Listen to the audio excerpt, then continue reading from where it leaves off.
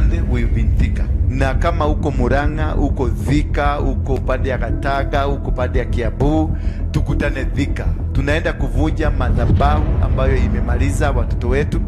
Our young children wamekuwa kwenye mambo ya lesbianism, gay, alcoholism, bangi, vitu vibaya vimetendeka. Wengine unasikia wanapatiana wazazi wao.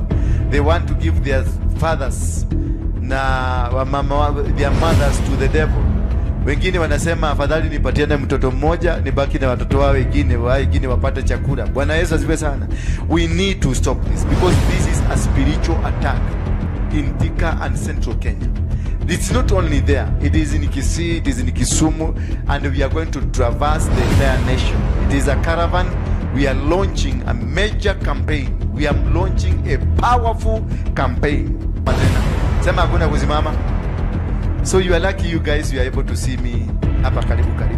Kuna wakati utakuwa una karibu kufika sana. And that's the prayer I want you mniombe. Ndio niweze kuingia katika, I want to go to every village and make sure watoto tumewatoa kwa shetani. Watoto 50% ya watoto wale wote Kenya wako kwa Illuminati. They are being recruited in schools.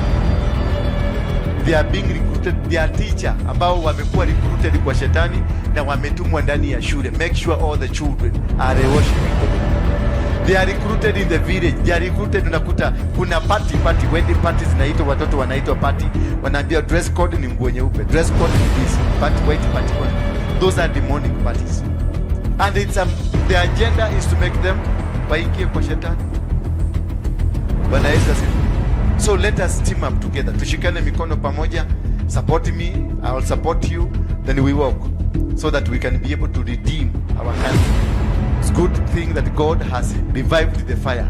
Moto inawaka kila kona. Wachungaji watainuliwa kila kona. The wachungaji ambao watafanya kazi without looking for money, looking for God. Bwana Yesu asifiwe sana.